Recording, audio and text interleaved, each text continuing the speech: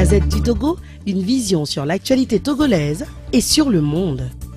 Bonsoir à toutes et à tous, merci de nous être fidèles sur le 3xcanalk.ch et sur Radio Avolete. Bienvenue dans votre émission Phénomène sur l'Afrique et la voix du peuple. Auditrices, auditeurs de Radio Canal K de Radio Avolete, bienvenue donc dans cette rubrique Entretien exclusif.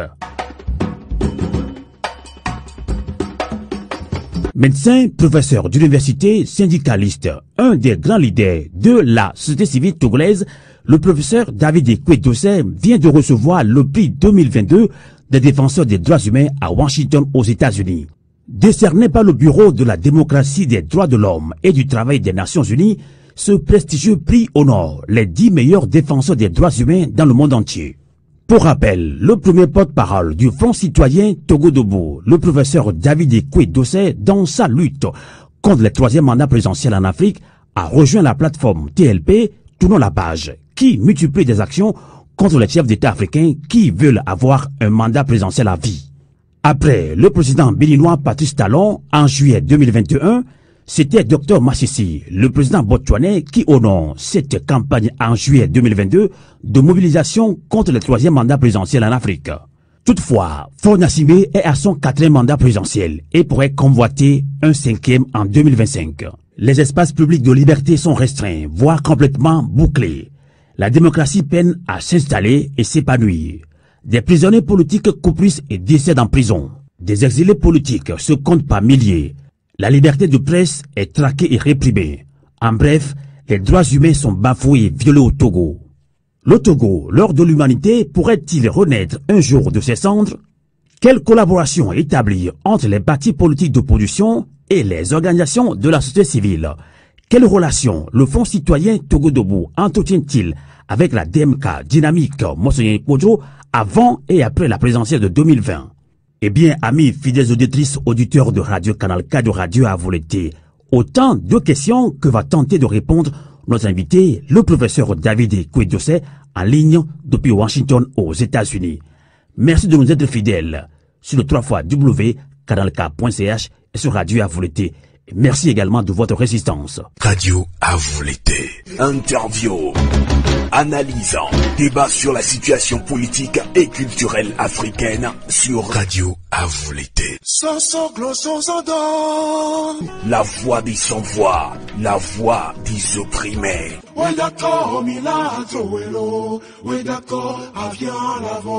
Radio Avolete.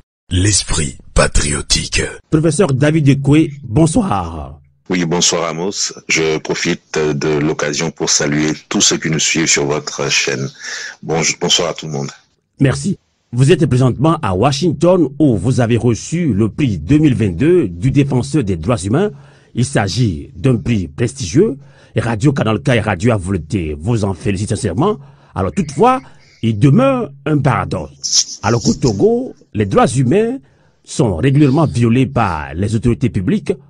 Un Togolais comme vous reçoit une récompense pour son travail de défenseur des droits humains. Alors, professeur David Dossé, est-ce que le prix que vous venez de recevoir est une reconnaissance du travail déjà réalisé ou c'est plutôt un encouragement pour les défis gigantesques à relever?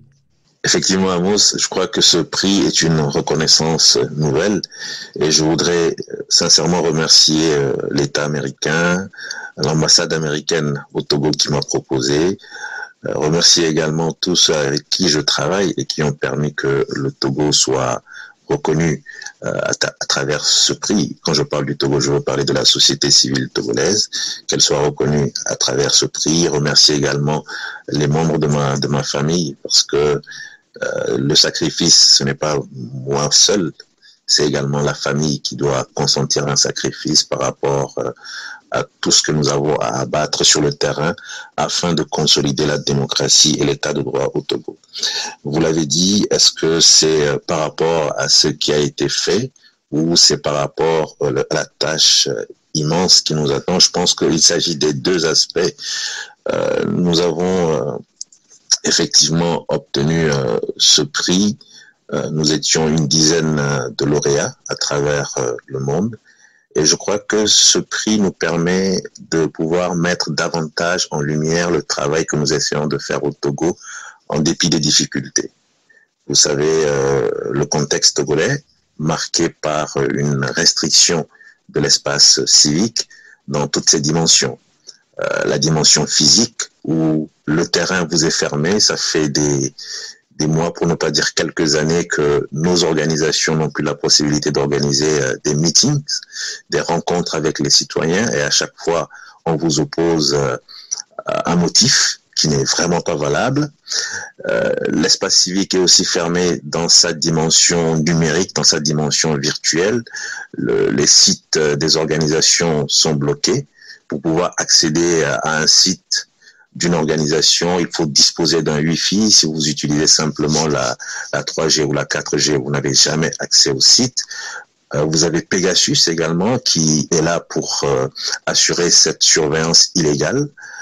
Donc la dimension physique de l'espace civique nous est fermée, la dimension numérique nous est fermée, et il reste la dimension légale aussi qui est de plus en plus difficile avec des projets de loi, des lois qui sont prises contre les organisations de la société civile, les lois contre les manifestations, un projet de loi qui est en préparation pour davantage enfermer les organisations de la société civile dans un carcan. Donc là, c'est ce contexte difficile dans lequel nous essayons d'évoluer. Et je crois que c'est un des éléments qui ont concouru pour que nous puissions obtenir ce prix. Et l'autre aspect, vous l'avez dit, c'est que il y a encore du chemin à faire, il y a beaucoup de choses à faire pour que l'état de droit, pour que la liberté et la dignité humaine deviennent une réalité au Togo. Donc c'est une façon peut-être de nous motiver, de nous dire que même si nous avons le sentiment d'être seuls, il faut savoir que le monde nous regarde, le monde suit ce que nous sommes en train de faire, et cela va nous permettre de mettre plus de visibilité encore sur nos actions. Tout à fait. Voilà. Alors, dans cette rencontre à Washington, aux États-Unis, vous avez certainement eu l'occasion d'échanger avec les proches collaborateurs du secrétaire d'État américain en charge des droits humains. Est-ce que vous lui avez parlé des difficultés que rencontrent les défenseurs des droits humains au Togo dont vous venez d'énumérer? Ah oui, en fait, le premier jour, c'était le jour retenu pour la cérémonie de remise des prix, mais c'est un programme qui s'étale sur 3 jours, sans compter les autres rencontres qui ne sont pas inscrites au programme. Et nous avons donc eu 3 jours de rencontres avec plusieurs responsables départementaux, avec plusieurs organisations, je ne savais même pas qu'il y en avait autant, qui sont inscrites dans tout ce qui est liberté fondamentale, défense des droits de l'homme, et les échanges ont été particulièrement fructueux. Nous avons pu échanger, d'abord entre nous lauréats, et c'est ainsi que moi j'ai été encore surpris d'en apprendre davantage sur ce qui se passe en Mauritanie, puisque parmi les lauréats, il y a un Mauritanien qui est venu parler de l'esclavage. J'ai eu des informations sur le Honduras avec la situation des femmes. Nous avons une Chinoise qui était là et qui représentait son mari qui est en détention en Chine, qui nous a parlé de la situation en Chine. Et moi aussi du Togo, j'ai parlé de cette situation qui est totalement anormale, où depuis des décennies, c'est une véritable confiscation du pouvoir politique par la même famille. J'ai parlé de l'instrumentalisation de la justice. J'ai parlé de l'impunité qui est érigée en système de gouvernance, et ça, ce n'est même pas moi qui le dis. Il y a eu des missions onusiennes qui sont venues au Togo et qui, dans leur rapport, ont signifié que l'impunité est vraiment érigée en système de gouvernance, et c'est ça qui favorise les milices, c'est ça qui favorise les tueries, puisque les gens se disent « je vais le faire, je suis payé pour le faire, et la justice ne pourra pas m'arrêter ». J'ai parlé également des détenus politiques, ces personnes qui se retrouvent en détention de façon totalement arbitraire pendant des années, parfois sans jugement, sans motif valable. J'ai parlé de la corruption systémique, j'ai parlé de la liberté de presse avec tous les événements que nous avons vécus récemment au Togo, avec l'intervention totalement anormale, illégale, injuste de la HAC. Voilà, donc c'était vraiment des moments très intéressants qui ont permis de mettre davantage de lumière sur la situation des droits de l'homme dans mon pays, le Togo. D'accord. Alors pourrait Peut-on espérer alors une implication accrue des États-Unis dans la lutte pour la démocratie et la bonne gouvernance économique et politique au Togo? Peut-être pas seulement au Togo. Je crois que c'est une volonté affirmée, un positionnement réaffirmé du président Biden, qui déjà l'année dernière, en décembre, a organisé une grande rencontre sur la démocratie. C'était ici aux États-Unis, et c'est ici que j'apprends que en mars, à la fin du mois de mars, il y a également un grand sommet, toujours sur la démocratie, qui va cette fois-ci impliquer essentiellement les chefs d'État, les chefs de gouvernement. Et je crois que tout cela démontre la volonté du président Biden de peser davantage sur cette thématique qu'est la démocratie. Et personnellement, je pense que c'est une chose indispensable, parce que de mon point de vue, vous savez, le monde il est en train d'évoluer, non plus vers un pôle est-ouest, mais vers un pôle démocratie et puis obscurantisme. Les États-Unis ont intérêt à soutenir davantage les démocraties, parce que la démocratie est en souffrance, elle est en péril dans plusieurs parties du monde, même aux États-Unis où nous avons vu l'attaque du Capitole, au Brésil où nous avons vu les lieux de pouvoir se faire attaquer par les partisans de Bolsonaro, pardon. Et donc, je crois que il est important que les pays qui sont des États de droit, qui sont des pays démocratiques, même si je pense que la démocratie, c'est un état de perfection qu'on n'aura peut-être jamais l'occasion d'atteindre, mais il faut tendre vers la démocratie. Donc je disais que ces pays qui ont beaucoup plus d'avance que nous, avec des institutions déjà installées, des institutions déjà fortes, ont intérêt à soutenir l'évolution de la démocratie dans le monde. Sinon, ce sera l'obscurantisme qui va progressivement s'étendre. Et ça, ce n'est pas une bonne chose. Tout à fait. Alors, professeur David Doucet, nous allons maintenant aller au fond même du cas togolais, de ce qu'on peut appeler cas togolais. Vous êtes le premier porte-parole du Front citoyen Togo Debout. Alors, on entend souvent des Togolais soutenir que les partis politiques devraient faire beaucoup plus de place aux organisations de la société civile pour garantir le parachèvement de la lutte pour la tendance politique au Togo. Alors, vous, en tant que premier porte-parole du Front citoyen Togo Debout, êtes-vous d'accord avec cette façon de voir les choses? Je ne sais pas si c'est aux partis politiques de faire la place aux organisations de la société civile, ou si c'est plutôt aux organisations de la société civile de s'organiser davantage pour occuper la place qui doit leur revenir. Personnellement, je pense qu'il nous revient de travailler davantage, de mettre plus d'énergie, de réflexion dans nos actions. Là, je parle de la société civile, et tout le monde sera obligé de reconnaître la place que nous méritons et la place que nous occupons. D'accord. Alors, avant de continuer, est-ce que vous comprenez le Togolais lambda qui dit souvent ça, les partis politiques ont échoué, donc ils doivent dégager? Non, je pense qu'il ne faut peut-être pas s'exprimer comme cela. Je comprends que l'on soit déçu. Je comprends que l'on soit découragé par certaines attitudes de certaines personnalités politiques et de certains partis politiques, mais il ne faut pas jeter le bébé avec l'eau du bain. Ça, il faut vraiment faire attention. Les partis politiques sont là pour faire de la politique, et nous avons besoin de partis politiques pour faire de la politique. Si nous dégageons tous les partis politiques, le moment venu, qui est-ce qui sera présent pour répondre à l'appel lorsqu'il s'agira de faire de la politique? Nous avons besoin des partis politiques.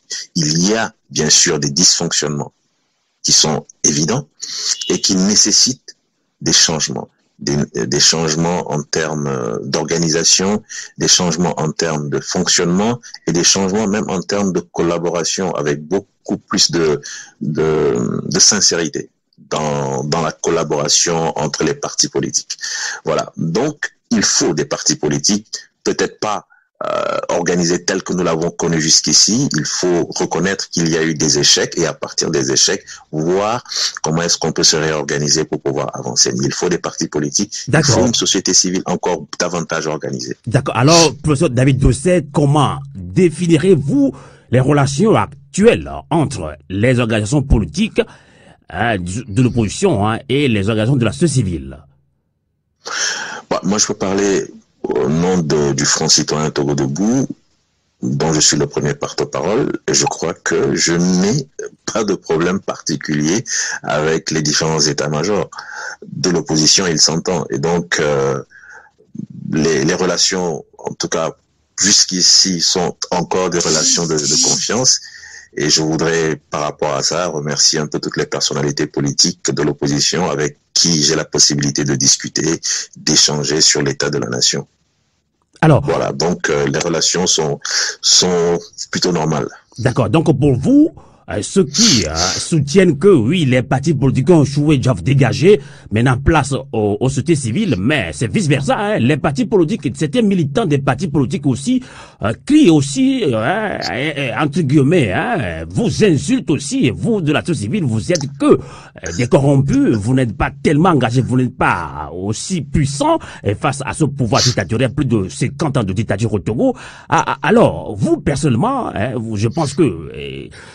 ça circule depuis des années que vous êtes très proche de l'ANC, beaucoup vous ont critiqué. Alors, vous parlez qu'on a besoin des partis politiques. Monsieur David Dossé. Oui, tout à fait. Je crois que, en fait, quand vous dites que il y a également des militants des partis politiques qui se prononcent et qui disent que la société civile est corrompue, qu'elle n'est pas suffisamment organisée, quelque part, il y a peut-être un peu de vérité. C'est pour cela que je répète ce que j'ai toujours dit, ce que je pense, c'est qu'on a besoin vraiment de tout le monde. Vous avez ici un pouvoir qui a eu plus de 50 années pour s'enraciner. Et pour pouvoir faire partir un tel régime, je pense qu'il faut vraiment que l'ensemble des forces démocratiques puissent se coaliser et puissent mutualiser leurs énergies. La société civile a des compétences, des spécificités qui sont nécessaires à la lutte. Les partis politiques ont également leurs spécificités qui sont indispensables et chacun doit vraiment pouvoir jouer sa partition, mais je le précise, dans la sincérité. Cette sincérité, elle a manqué en 2017 et en 2018 et elle est à la base de ce que nous avons eu comme résultat aujourd'hui. Donc, nous sommes tombés, mais comme on le dit chez nous, ce n'est pas parce que quelqu'un tombe qu'il doit rester là où il est tombé, il doit se relever. Nous devons nous relever, apprendre de nos échecs et voir comment est-ce qu'on peut reconstruire une vraie force organisationnelle avec les partis politiques, avec les organisations de la société civile pour avancer. Alors maintenant, pour ce qui est de ce que vous avez dit, vous savez, il y a beaucoup d'affirmations, beaucoup de rumeurs, et il m'est arrivé de dire, d'accord, j'ai entendu, mais maintenant, je suis prêt à répondre clairement à tout ce qui me sera... Tout à fait. Parce que dans cette émission, on parle sa langue de bois. On veut plus perdre du temps. On vous accuse très proche de l'ANC de Jean-Pierre Fabre. Vous travaillez pour un Togo debout, vous travaillez pour Jean-Pierre Fabre. Professeur David Dossé est de l'ANC. Professeur David Dossé est un ami à Sylvain Amo. C'est pour ça que je vous reçois tout le temps. Je pense que vous devez éclaircir. Vous devez voilà. Et c'est pour ça que je dis à chaque fois que je demande à ce qu'on me présente des situations qui démontrent clairement une affiliation de l'organisation que je dirige à l'ANC. Le Front citoyen Togo debout a depuis 2 années fait le choix d'une stratégie qui est celle de s'ouvrir à l'international et de renforcer son positionnement à l'international. Nous sommes allés vers le Bénin, nous sommes allés vers le Botswana. Est-ce que vous estimez que ce sont des actions qui ont été commanditées, financées par l'ANC? Je ne sais pas. Nous avons mené suffisamment d'actions qui nous ont aujourd'hui conduits là où nous sommes, à Washington, où cela nous permet de mettre en lumière toutes les violations des droits humains. Est-ce que vous pensez que c'est une stratégie commanditée par l'ANC? Je ne sais pas. Et donc, je me répète, il ne s'agit pas simplement d'affirmer quelque chose, il faut pouvoir le démontrer. D'accord. À chaque fois, vous sortez ce mot sincérité. Sincérité. Est-ce que vous-même vous êtes sincère avec vous de ce que vous dites? Parce que des gens, peut-être qu'ils ont des preuves, hein, et ils vous taxent de collabos de l'ANC. C'est pour ça que la société civile ne peut pas fonctionner. Est-ce que vous êtes sincère avec vous-même? Merci Amos d'insister là-dessus. J'insiste. J'affirme aussi que je suis prêt à assumer toutes mes positions. Je suis prêt à assumer tous mes propos et je demande à ce que ceux qui l'estiment, ceux qui pensent que le Front citoyen Togo Debout est affilié à l'ANC, ne le disent pas simplement, mais qu'ils le disent avec des éléments de preuve. Et à chaque fois, je vous assure que je serai en mesure de répondre par rapport à tout ce qui sera présenté. Et donc, dans le développement que j'étais en train de faire, je vous disais que l'affirmation qui avait été faite, même à un moment donné, c'est que je suis membre fondateur de l'ANC. Ça a été la première affirmation. Et que moi, je l'ai entendu de la bouche d'un ministre. Et pour moi, j'ai pris ça pour une boutade. Mais quand je me suis rendu compte, après que pour certains responsables de partis politiques d'opposition, c'était une réalité, je tombais des nues. Mais pour être membre fondateur d'un parti, je suppose que j'ai ma signature sur les documents qui sont les documents fondateurs du parti dont vous parlez. Alors qu'on puisse déjà présenter à la nation ces documents avec ma signature. Et je le répète, Sylvain, il ne s'agit pas simplement de dire que le professeur Dossé est membre fondateur de l'ANC ou qu'il travaille pour l'ANC, mais il faut pouvoir présenter des preuves. Et ensuite, j'ajoute, je ne suis pas le seul au sein de ce parti, du Front citoyen Togo Debout. Je ne vais pas citer des noms, mais je vous assure que parmi mes collaborateurs, il y en a qui n'accepteront jamais. Et je le répète. Professeur David Dossé, on va toujours insister là-dessus. Nous sommes des journalistes, oui. on écoute beaucoup, on vient vers nous, même vos très proches collaborateurs de la société civile vous accusent, vous dites que vous êtes de l'ANC. C'est pour ça que la société civile ne va pas de l'avant. C'est pour ça que Togo Debout ne va pas de l'avant. Alors, si vous me dites que Togo Debout ne va pas de l'avant, là, je pense que c'est une fausse accusation. Parce qu'aujourd'hui, je crois que c'est une des rares organisations togolaises à avoir un véritable positionnement au niveau africain avec tout ce que nous sommes en train de faire au sein du réseau Tournons la page, ce que nous avons pu faire au Bénin, la campagne que nous sommes en train d'initier pour la limitation du nombre de mandats présidentiels.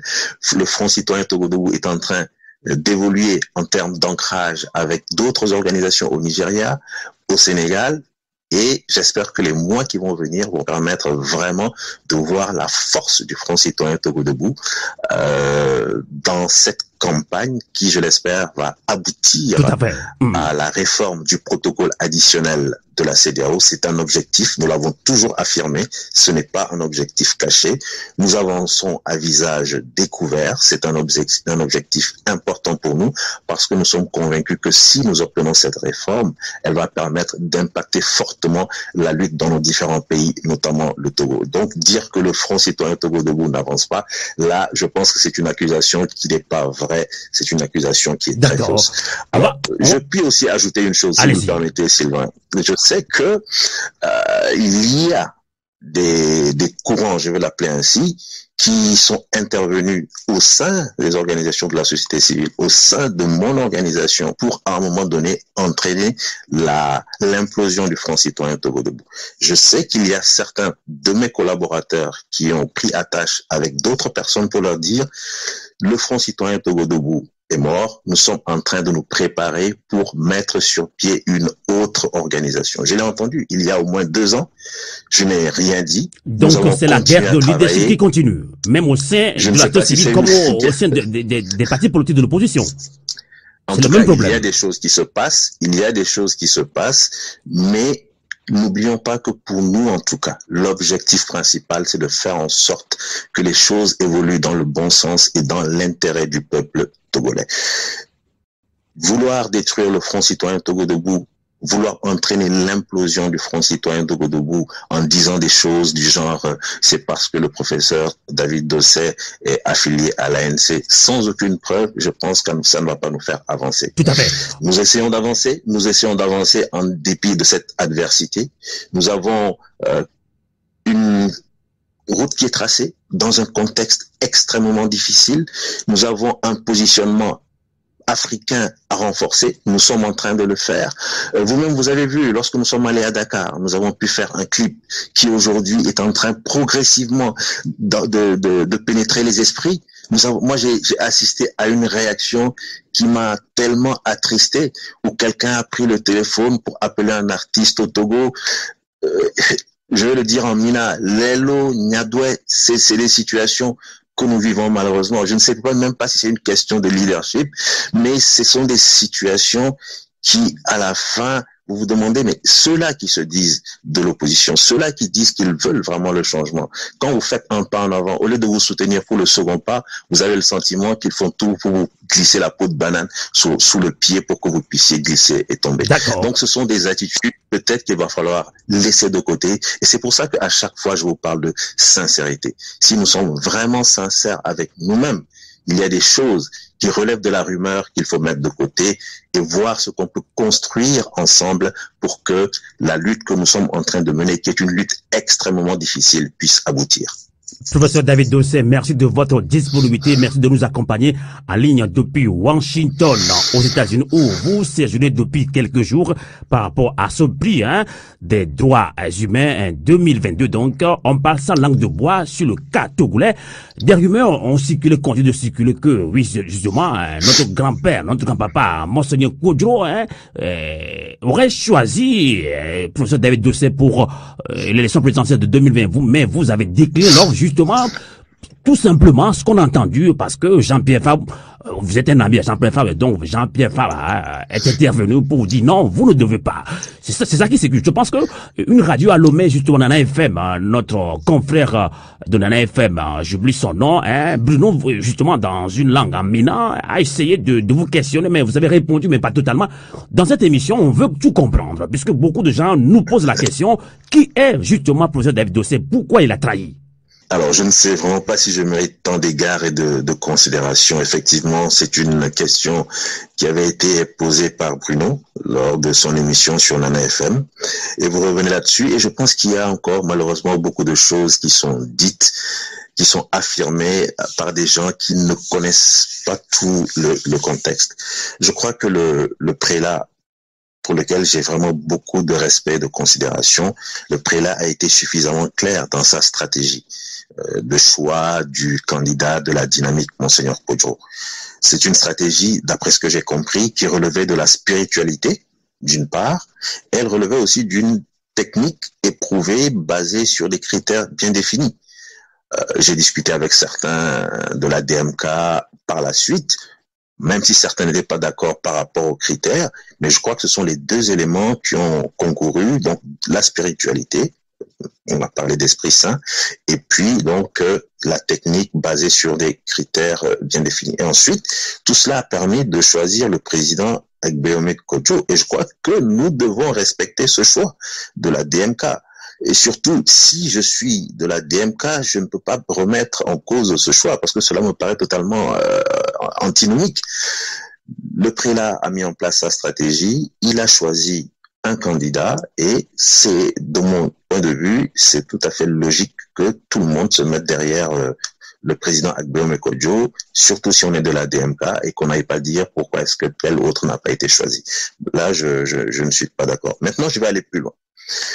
Vous savez, je crois qu'il y a eu effectivement des noms qui ont été proposés par différents courants, par différentes personnes au prélat, pour son choix.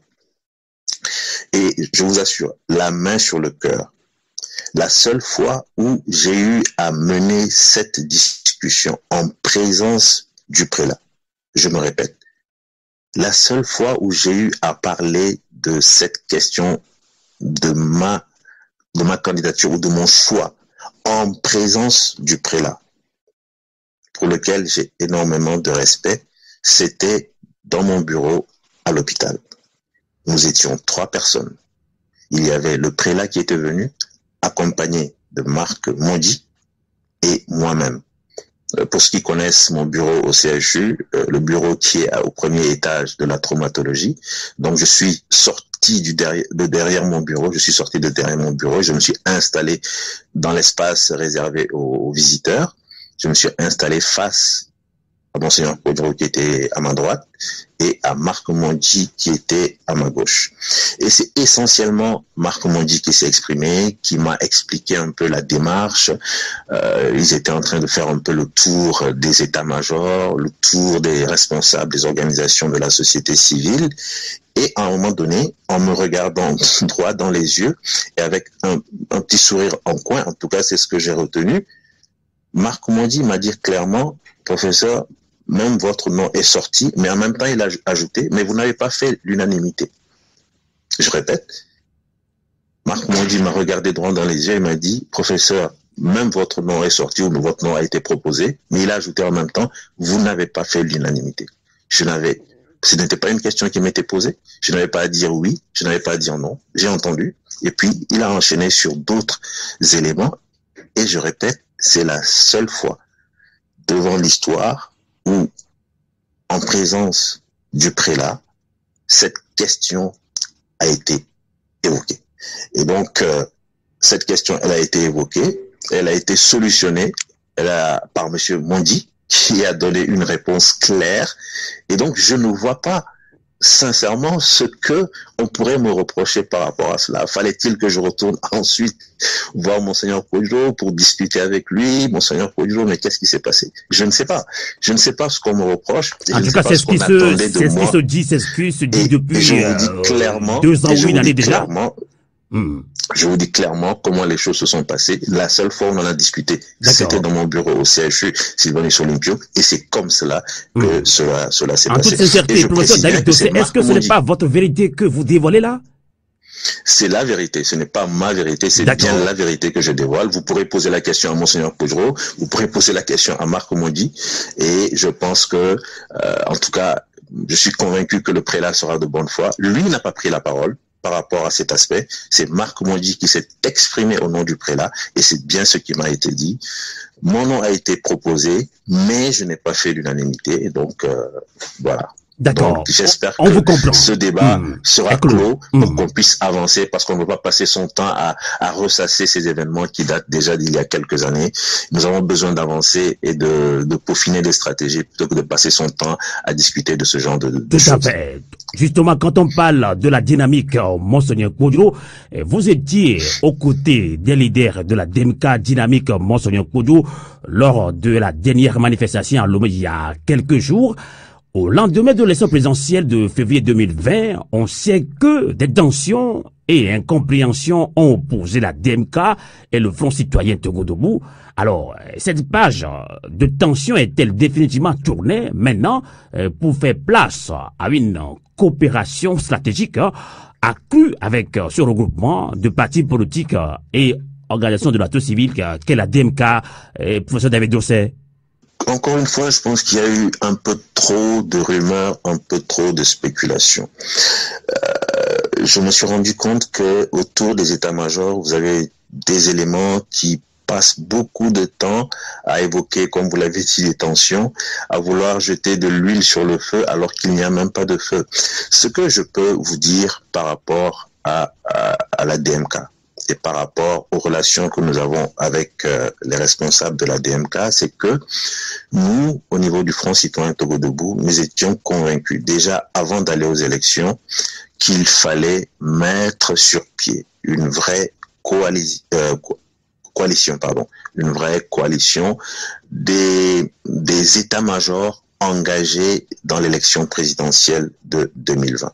Parce que dire qu'on va aux élections, avec tout simplement la certitude que la CENI va venir proclamer les résultats en annonçant la victoire d'un parti d'opposition, je pense que y croire, c'est vraiment être très naïf quand on connaît le contexte togolais. Y croire, c'est de la naïveté, ou alors vraiment c'est que vous avez voulu faire croire autre chose au Togolais. Donc nous étions convaincus que nous devions aller aux élections parce que c'était une opportunité à saisir, aller aux élections d'une certaine manière et sortir des élections également d'une certaine manière en étant préparé pour aller chercher sa victoire. Donc avant d'aller aux élections, nous avons essayé de construire un front commun de l'opposition pour défendre la victoire du meilleur des candidats de l'opposition. Nous avons essayé de construire ce front commun dans un contexte difficile que vous connaissez. Il y avait une fracture malheureusement. Donc, professeur David Dossé, si je vous comprends bien, il faut que nos auditrices, auditeurs de Radio Avouleté Kanalka comprennent très bien. Si on est d'accord, si on veut comprendre, vous n'étiez pas opposé à la candidature du docteur Agbemé Kodjo? Je n'avais même pas la force d'être opposé à la candidature du président Agbemé Kodjo, qui est quelqu'un que je respecte, qui est quelqu'un avec qui j'ai continuellement des discussions. Je ne pouvais même pas m'opposer à ça. En qualité de quoi? Et donc, tout ce que nous voulions, c'est que, puisqu'il n'y avait pas qu'un seul candidat de l'opposition, il faut le reconnaître, il y avait plusieurs candidats, faire en sorte que ces candidats se retrouvent dans un creuset, qu'ils puissent au moins mettre en place un front commun et au moment où il fallait aller revendiquer la victoire d'un de ces candidats de l'opposition, qu'on puisse mettre en place une vraie stratégie. Et donc nous avons essayé de construire ce front commun dès le début, dès le mois de janvier. Ça n'a pas pu se faire, je ne vais pas insister là-dessus. Juste avant les élections, nous avons encore fait une nouvelle tentative. Je rappelle que le contexte était extrêmement difficile parce que malheureusement, on n'a pas pu construire cette unité. Il y a eu des éléments qui ont davantage fracturé l'opposition. Et c'est dommage. Les gens ne s'en rendent pas compte. Il y a eu des propos qui ont été tenus, il y a eu des attitudes, il y a eu des gestes qui ont détruit beaucoup de choses. Nous le disions, mais les gens ne comprenaient pas. C'est ce genre de choses que vous dites, on vous dit vous êtes de l'ANC. Non, c'est pas ça du tout. C'est que quand vous voyez plus loin par moment, vous devez dire aux gens, faites attention. Ce genre de propos, ce genre d'attitude, ça va finir par avoir des répercussions négatives. Donc, dans un contexte difficile, nous avons essayé de les réunir.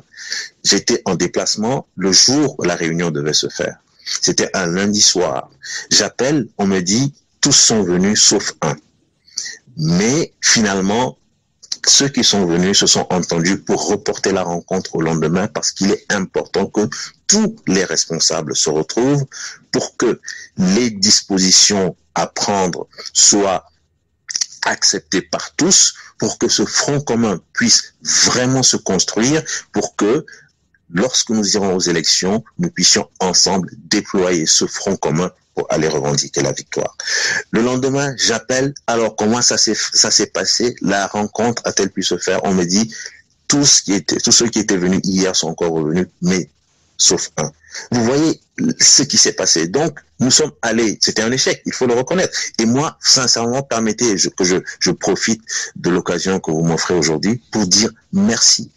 Merci à ceux qui se sont déplacés. Merci à ceux qui nous ont fait confiance parce que ce sont de vrais responsables politiques. Ce sont des gens qui se sont construits, qui ne me doivent absolument rien. Je suis allé vers eux. Je les ai suppliés. Je leur ai expliqué l'état de la nation. Je leur ai expliqué ce qu'on attendait d'eux, ce qu'on espérait d'eux. Ils ont mis de côté leur ego. On parle souvent d'ego. Ceux-là ont mis de côté leur ego. Ils sont sortis de chez eux, ils sont sortis de leur état-major, ils se sont déplacés pour aller se retrouver au nom des intérêts du peuple togolais, pour mettre sur pied quelque chose, construire quelque chose ensemble. Et donc, ils m'ont fait confiance. Je voudrais ici leur dire sincèrement merci de cette confiance. J'espère qu'en dépit de l'échec qui a suivi, puisque finalement cette rencontre n'a pas pu se faire, donc c'est un véritable échec, j'espère qu'en dépit de l'échec qui a suivi, ils continuent à avoir confiance en cette volonté que moi j'ai, cette volonté commune que nous avons pour que le Togo puisse devenir autre chose demain. D'accord, on a compris. Je reviens un petit peu sur ma question. Permettez que je continue. Allez-y, oui, allez-y. D'accord. Je disais donc que il y a beaucoup de spéculations, beaucoup de rumeurs. Nous sommes donc allés aux élections, je dirais presque en rang dispersé. Les élections, je crois que c'était le samedi, c'est ça, hein? Le samedi, le dimanche, le lundi, le mardi qui a suivi, le Front citoyen Togo Debout était en délégation au QG de la DMK. Nous étions chez le président Agbemé Kodjo. Je répète, en dépit de ce que vous avez dit, tension et rumeur, les élections ont eu lieu le week-end, les résultats ont été donnés. Le lundi, le mardi qui a suivi, le Front citoyen Togo Debout était en délégation au QG de la DMK. Parce que nous savions donc qu'il fallait maintenant déployer toute la stratégie possible pour aller chercher la victoire. Nous étions partis avec, disons, un pied en moins. Parce que ce que nous n'avons pas pu construire avant, maintenant il fallait s'évertuer à pouvoir le construire, le front commun, mais nous étions convaincus que c'était la seule voie qui nous permettait d'aller revendiquer la victoire. Le mardi, nous nous sommes rendus donc au QG de la DMK, nous avons échangé avec les responsables, nous avons eu l'information de la manifestation qui devait se faire le vendredi. Nous avons fait des propositions en termes de stratégie et je reconnais que effectivement, en termes de stratégie, nous ne sommes pas tombés d'accord. Nous ne nous sommes pas entendus sur la stratégie. Et nous avons également compris qu'un report de la marche n'était pas envisageable. Et c'est vrai qu'à partir de cet instant, nous, qui étions de la délégation du Front citoyen Togo Debout, nous avons décidé simplement d'observer. Et nous n'avons pas souhaité nous associer à l'appel de la marche, à l'appel à la marche du vendredi. Vous comprenez? Nous sommes allés le mardi discuter avec les responsables de la DMK. Il y a une marche qui est prévue le vendredi pour revendiquer la victoire de la DMK. Comment les choses se préparent-elles? Qu'est-ce qui est prévu? Est-ce que vous irez seul? Est-ce qu'il y aura d'autres organisations politiques? Est-ce que les réponses qui nous ont été données ne nous ont pas vraiment satisfait en termes de stratégie? Je crois que chacun a le droit d'avoir sa stratégie, mais nous n'étions pas d'accord par rapport à un certain nombre d'éléments. Nous avons dit, est-ce qu'il n'est pas possible de reporter de quelques jours pour que nous puissions peaufiner ensemble la stratégie? Et donc, par rapport aux réponses qui nous ont été données, il fallait que nous puissions prendre une décision. Nous avons dit, OK, dans ce cas, nous observons et nous allons voir ce qui va se passer. Et je crois que le monde a vu ce qui s'est passé donc le vendredi et les choses se sont passées difficilement. Mais cela ne nous a pas empêché de continuer nos échanges avec la dynamique, puisque c'est la question que vous me posez. Les ponts n'ont jamais été coupés. Vous savez, nous avons rencontré les responsables de la dynamique toujours au QG, donc chez M. Agbemi Kodjo à plusieurs reprises. Nous avons participé à des réunions, nous avons fait des propositions, nous avons joué le rôle de courroie de transmission entre les états-majors de l'opposition et la DMK. Aujourd'hui, je ne vais pas rentrer dans le détail, mais si c'est nécessaire, un jour, je rentrerai également dans le détail. Nous n'avons jamais coupé les ponts. Et je donne mon exemple. L'année dernière, en 2022, nous avons tenu une réunion en ligne. Je crois que c'était en mars. Nous avons tenu une réunion en ligne, je crois que c'était en mars ou en février de l'année dernière, avec une partie du gouvernement en exil. Quand je dis nous, je parle du Front citoyen Togo Debout. Une réunion en ligne en mars de l'année dernière avec une partie du gouvernement en exil, en présence du président Agbemi Kodjo pour parler de stratégie, de terrain. Qu'est-ce que la DMK prévoit? À partir de quelle date est-ce que le Front s'associe? Comment est-ce que le Front s'associe? Nous en avons discuté. Donc, pour moi, le fait d'avoir participé au meeting de la fois dernière, c'était juste une continuité. Ce n'est pas une nouvelle chose. En tout cas, c'était ma question, justement, avec, on va y revenir avec tout ce que vous venez de dire. Vos relations, malgré cette tension, incompréhension avec DMK, est-ce que vous comprenez pourquoi certains Togolais soutiennent que le professeur David Dossé, c'est vous, vous, Front citoyen Togo, on vous pointe du doigt, il n'y a que vous, que vous êtes opposé au docteur Agbemi Kodjo, vous n'avez pas apporté votre soutien à la DMK. Est-ce que vous comprenez ça, Togolais? Je sais que, comme je l'ai dit, il y a beaucoup de choses qui sont dites me concernant, par des gens qui n'ont pas toutes les informations. Je sais que j'ai eu aussi à échanger avec certaines personnes à qui j'ai eu à donner un certain point de vue par rapport à ce que vous êtes en train de dire, et ces personnes ne savent pas les éléments dont je dispose, les éléments d'analyse que j'ai avant de lancer ces rumeurs. Mais comme je l'ai dit, vous savez, moi je sais ce que j'ai eu à dire, je sais les positions que j'ai eu à tenir et je suis prêt à assumer chacune de ces positions, chacun de ces propos, à chaque fois qu'on m'en donnera l'occasion et à chaque fois que la question me sera clairement posée. Je continue. Je pense que je ne trahis pas un secret. Si c'est le cas, donc je demande simplement au président Agbemi Kodjo de m'excuser. Mais je continue à avoir des échanges réguliers avec le président Agbemi Kodjo. Il me fait part de certaines de ses démarches. Il me fait des propositions. Et c'est d'ailleurs lors d'un échange que j'ai eu avec lui l'année dernière que je lui ai proposé de tenir cette rencontre en ligne avec une partie du gouvernement en exil, donc une partie de son état-major et des membres du Front citoyen Togo Debout. Cette rencontre en ligne a permis, j'espère, à ceux qui étaient donc du côté de la dynamique de comprendre davantage les attentes du côté du Front citoyen Togo Debout, puisque je n'étais pas seul. Et je me suis souvenu que je n'ai presque pas pris la parole. J'ai plutôt laissé mes collaborateurs s'exprimer.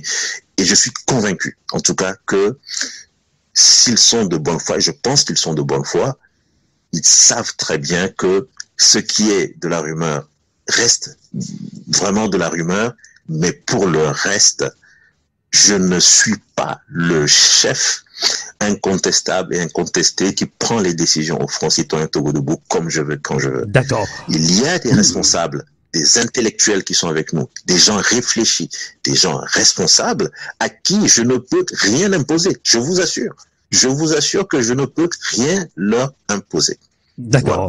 Alors, on comprend, votre indignation, votre réaction. Maintenant, ceux qui n'ont pas ces informations-là, peut-être maintenant, c'est le moment de faire la part des choses. Alors, tout à l'heure, on parle toujours de la DMK, relation entre la DMK avant et après l'élection de 2020. Alors, vous étiez, on vous a vu aux côtés des leaders de la DMK lors de la dernière manifestation à Lomé. Alors, quelles sont maintenant vos relations entre la DMK, avec la DMK? Comme je l'ai dit, nous sommes dans la continuité. Il n'y a jamais eu de rupture. J'insiste là-dessus, en dépit de ce que certains ont pu affirmer. Il n'y a jamais eu de rupture. Je viens de vous le démontrer. Nous avons toujours été dans des échanges en termes de réflexion, de stratégie. Nous avions, après la rencontre en ligne de mars, envisagé un certain nombre de choses. Il fallait que, l'initiative vienne de la DMK. Nous avons compris après qu'il y a eu quelques difficultés qui ont fait que la DMK n'a pas pu déployer sa stratégie sur le terrain. Et donc, ce que nous avions prévu faire ensemble n'a pas pu se faire. Vous connaissez le contexte togolais où pendant des mois, il était impossible d'organiser un quelconque meeting, et là la DMK a pu organiser son meeting, c'est tant mieux, nous y étions. Si vous avez d'autres partis politiques d'opposition qui organisent un meeting, nous y serons, parce que c'est ça pour nous cette force du Front citoyen Togo Debout. Nous sommes une vraie courroie de transmission, nous sommes un point de jonction entre tout le monde. En tout cas, quand je parle de tout le monde, c'est vraiment tous ceux qui aspirent au changement, et nous espérons que cette confiance, elle va demeurer, elle va se poursuivre, et cette confiance, va nous permettre, surtout dans les prochains mois, de reconstruire quelque chose qui puisse permettre au peuple togolais d'espérer en une nouvelle force qui va de nouveau en tout cas, essayer d'apporter ce changement que nous appelons de tous nos vœux. D'accord. Une avant-dernière question pour vous libérer en ligne depuis Washington. L'année 2023 sera marquée par deux grandes consultations électorales, les élections régionales et les élections législatives. Le chef de l'État, Faure Gnassingbé, a formulé les vœux de voir ces élections se dérouler dans un climat apaisé. Plus d'une centaine de prisonniers politiques croupissent toujours en prison. Vous l'avez dit tout à l'heure, des Togolais sont en exil pour avoir contesté les résultats de la présidentielle de 2020. Récemment, Togbui Kofigan à Capo 4, qui est membre de la diaspora togolaise aux États-Unis, a été arrêté pour ses opinions. Il a dénoncé ce pouvoir. Des Togolais qui sont en exil pour avoir contesté les résultats de la présidentielle de 2020. Des restrictions et sanctions sont imposées aux journaux privés dans l'exercice de leur droit d'informer. La diaspora est victime d'harcèlement judiciaire, etc. Alors, professeur David Dossé, au regard de ces nombreuses restrictions des espaces de liberté publique au Togo, peut-on craindre des moments difficiles au Togo, des semaines et mois à venir? Vous savez, appeler à des élections apaisées, cela ne suffit pas. Au-delà de l'apaisement, il faut de vraies élections transparentes. Je crois que c'est ça qui peut conduire à l'apaisement, c'est ça qui peut conduire à un Togo moderne, à une société totalement en cohésion avec elle-même. Et pour le moment, malheureusement, avec tout ce que vous venez d'évoquer, on a le sentiment que le Togo n'est pas préparé pour cela. Le gouvernement togolais a montrer sa volonté de non-changement. Aujourd'hui, on a le sentiment que le parti au pouvoir, le régime, pense avoir détruit les partis politiques. Maintenant, il faut davantage museler la presse, il faut museler la société civile, et il y a un projet de loi qui est en préparation.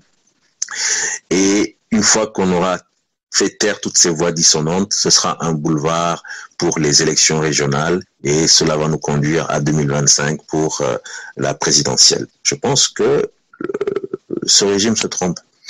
Les partis politiques ont un genou à terre, peut-être 2 genoux à terre, mais je suis convaincu que le moment venu, ces partis vont pouvoir d'une certaine manière se relever et avoir l'intelligence de remettre sur pied une forme de collaboration qui puisse leur permettre d'aller sur le terrain qui est le leur, le terrain des élections, le terrain politique.